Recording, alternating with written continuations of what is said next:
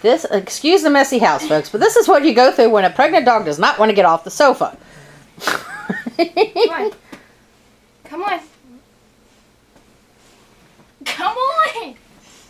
Here you go. Come on, Lotus. Come on back to your room. She's still got a foot up there. No. Watch it, she'll sneak back on. Come on, Loey. Come on. Come on, Lotus Blossom. I'm not laughing at you, Don. I'm laughing at her. No. Watch it, she's going to sneak around.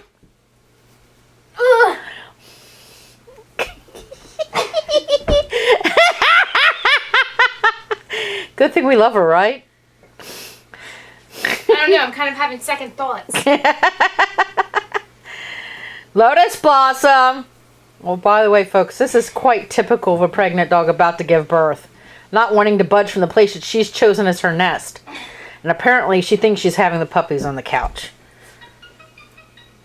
Loey! Come on. That way. And why does her roof look so dirty? Because she decided rolling in my fresh mulch was a good idea. No. 1 step forward, 2 step back. All right, I gotta go. I gotta help Donna get her back into the whelping bath. Bye.